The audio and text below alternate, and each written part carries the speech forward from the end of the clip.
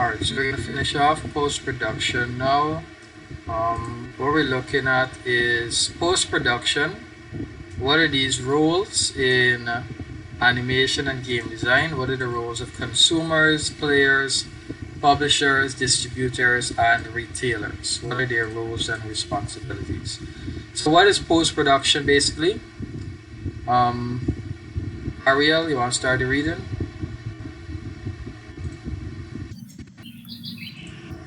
What is post-production?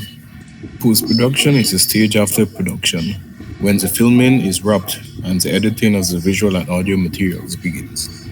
Post-production refers to all of the tasks associated with cutting raw footage, assembling that footage, adding music, dubbing, sound effects, just to name a few. The post-production process is highly collaborative, across a few months to even a year, depending on the size and need of the project. The post-production workflow: have reliable storage, picture editing, sound editing, ADR and Foley, secure music, sound mixing, visual effects, color correction, titles, credits and graphics, gather distribution materials, make a trailer.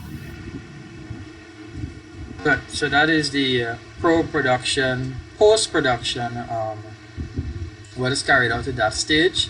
So I also pulled this image from this link here, which basically summarizes. So at that planning stage, you're asking yourself, what are we building? What is our budget? Who are we targeting? Where are we creating the product to be hosted on? What platform? Then pre-production, you do your storyboard, your storytelling, prototyping, scheduling, and so on. Your production, you do your modeling, your designing, audio and visual effects, your physics, and so on. I think this is more for games. And then you launch, so that is your post-production there. You launch, you have your major bug squashing and so on. Alpha and beta release, you do your marketing, you do your testing, and in that post-production stage you do more getting rid of bugs, patching of your games, and maybe adding any updates and developments and so on. So that is the post-production stage. So what roles do consumers play at that stage now? Zin? The role of consumers.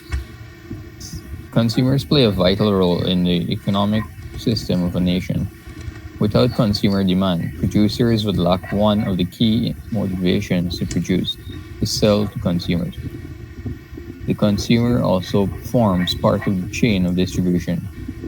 Marketing research: consumers play a major role in marketing research before a product or service is released to the public. Once you identify your target consumers, you can invite these people to participate in focus groups or send them surveys, quiz them on key elements of your marketing plan, questioning them about the right price to charge and what marketing message appeals to them as a consumer can help guide your entire plan, particularly when releasing a new product or service. Good. So when you're developing a service, animation, a game, whatever the case may be, your consumers are one of the major players when it comes to the overall success of your product. So if you do not take into consideration your consumers, then who are you developing the product or the service for? Are you creating it for yourself? Are you gonna buy all 100 games that you produce? No, you are gonna create it for somebody else. So that is your target audience, that is your consumers. So you now need to know, what do my consumers want? What are they expecting? What can I give them that would make them interested in my product or my service that I'm developing for them? A video I sent the other day, last night, actually talks more about this here. Consumers, how we need to take that into consideration. when it comes to developing a product. Because if you don't, it can have a negative effect on your company. So ensure you watch that video. What other roles do they play? Zane, you can continue. Product feedback. The consumer also plays a role in the feedback gathering process after a company's offering hits the market. After implementing your marketing plan and releasing the product or service, you need to track results and continually monitor consumer needs so you can improve on the offering in the future. For instance, software developers seek feedback from consumers regularly to help them develop new and improved versions of programs. Bring in new consumers. Consumers can also consumers can also act as agents to further the effects of your marketing plan. With word of mouth marketing, consumers who have used your product review in both offline and online can refer other consumers to the product. This marketing is free and very effective, as individuals tend to trust the word of people they know when it comes to trying new products and services. 4. They promote credible publicity of the product. They can be used as prosumers, a term which describes consumers that are also producers. Here, consumers aid in identifying the type of product needed through online. Good. So, what other roles do consumers play? I forgot to mention at the top here. In terms of marketing research, when you want to develop a product, nothing is wrong to ask your customers, your consumers, what do they want. That is a very good strategy actually to do. Ask them what do they want, what are they expecting, and with that now you'll be able to develop a product or service that you're confident they are going to accept. So that's why you can create focus groups, you can send out surveys, ask them what they want. What is the right price? Are they going to pay 700? Are they going to pay 800? What are they looking for? Are they looking for a touch screen? Are they looking for a specific size? 7 inches, 11 inches, 20 inches? What are they expecting? So asking your consumers what they want, very important strategy. Getting feedback from your consumers is also important. You finish producing your product, you send it out to them, hardware, software, whatever the case may be. They are the ones using it. They are the ones that has to be comfortable with it. They're going to be the ones using it on a daily basis. So they can tell you that, look, this wasn't working as it should. And they can report that to you, and you'll be able to know how you can make your service or your product more better.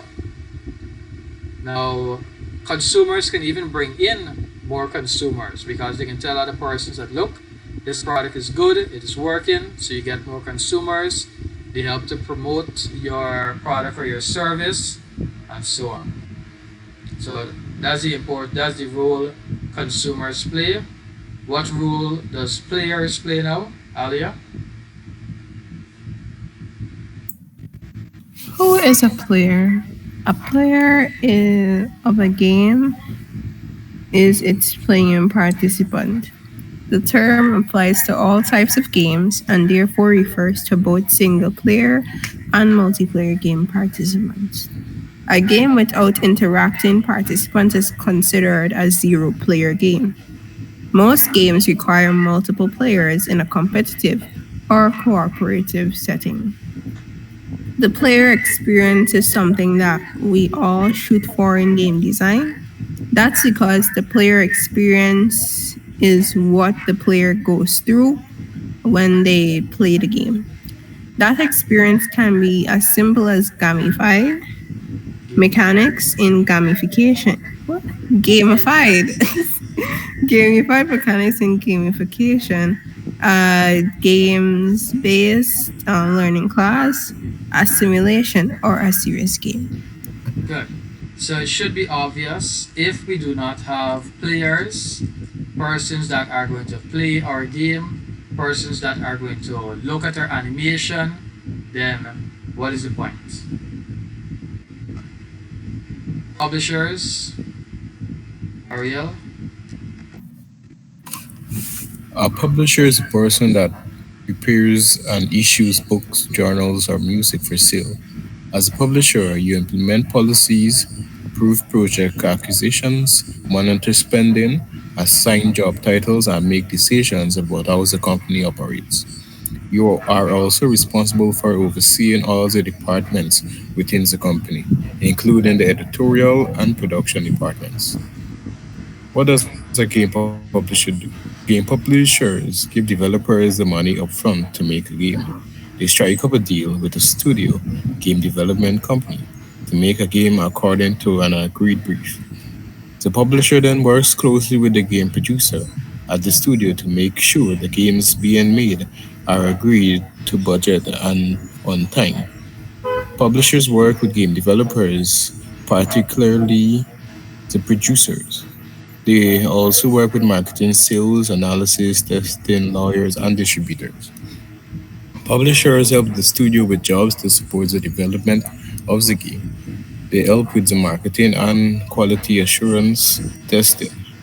They also cover product and brand management, which means deciding how to describe and communicate the game vision and strategy. And they deal with the complexities of selling games to other countries, such as translation and localization. Localization. Good. So just like how you say, for instance, if you're developing a book and you would have a publisher to publish that book, to print it, to put it in the bookstores, to do all the necessary parts so that it can be available to consumers to access it. It's the same for animation and game design. You need somebody to publish it, somebody that would make the final product, put it into, make it available as a service, as a product to persons, whether that be on an online store or whether that be in a game store, whether that be in a physical store. That is the responsibility of the publisher to make it available to persons so that they can um, purchase or have access to that service. The distributors now. Zin? Distributor. Since most indie games are distributed digitally, let's focus on that. This form of distribution involves delivering a video game without the exchange or purchase of new physical media. It's skyrocketed in popularity since the early 2000s, when network advancements reached a whole new level. These days, platforms like Origin, Steam, GOG, and others are prime examples of distributors. They do not market your game, they do not fund your game, and they do not give you any tips on what to do with your social media, blog, or community. They simply allow you to sell your game on their platforms. Some even serve as digital rights management systems, limiting what players can do with game copies. To summarize it all into its simplest form, publishers pay for the development process as well as the marketing of software. But distributors are the ones who purchase that software and decide where to sell it and how. They may even manufacture the media itself. Good. So your distributor is the person or the location or the organization or whoever that is going to get that product or service to the consumer. They are the ones that are delivering it. They are distributing that item. So doesn't matter how it is being done, they are still the distributor. So in the past, it would have been done physically. It would have been shipped to a store, and then that store would have sold the physical disc to the game or the movie or the animation. But today, our distributors are basically online services. No longer do we need physical copies. We can download a game from online. We can download a movie or stream a video online. Those are our distributors today. Netflix, PlayStation Network, the Nintendo Switch Network, all of those, Steam, Origin, where you can access a service today and make use of that service. Those are the distributors. And then lastly, we have the retailers. Alia.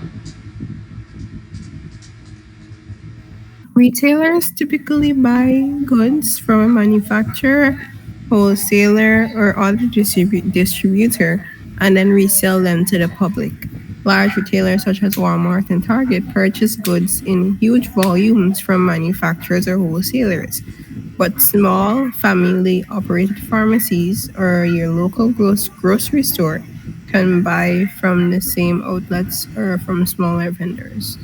Either way, the retailers sell those goods to the end user at a markup, the difference between their purchase price and the resale price. This is how retailers make a profit. Good. So, in some cases, your distributor might be the end user,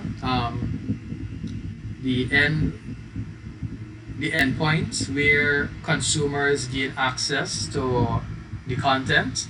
But in some cases, the retailer might be that endpoint. So the retailer now, they would go to the distributor and purchase those items, and they might, when they purchase them, they might get it at a low cost, and they would now sell back those items at maybe even at the same price because they got it at a discount. So now they're capable of earning a profit even though they are selling it at the same price. So it's just another location or another entity of gaining our product or service for a customer to gain a product or service. So in post productions, if we don't have customers, who's going to use it? If we don't have players, who is going to use our product or service, our game or animation? If we don't have a means to publish, to make it available, then what will the consumers or players get? If we don't have anyone to distribute, if we don't have anyone to sell our products or service, then how will it be successful? So even though we are creating a product or service, other elements in that process can make or break our product or service. It's not only about development, it's also all the other marketing strategies and all the other elements that can make your business, your product or your service successful. Any questions before we close off? Any additions, comments? No, sir. Yes and no. All right. So we have completed objective 3. We looked at the roles and responsibilities of all of these persons here in animation and the game design. So it's your responsibility to remember what role do they play, why are they needed, what is their importance when it comes to animation and game design. And not only for animation and game design, it's basically for any media, because some of these same persons appear also in digital media. The consumers, the publishers, the distributors, the developers, the animators, they're all a part of digital media. It's information technology in general. So anything that deals with content development, you're going to be finding these same players, these same persons a part of the industry. Doesn't matter what content, you'll be finding them. If not all of them, some of them. So that and they basically function in the same capacity. Alright. If you guys don't have any questions, any comments, any additions, any suggestions, we are going to end here for today. I'm going to review that.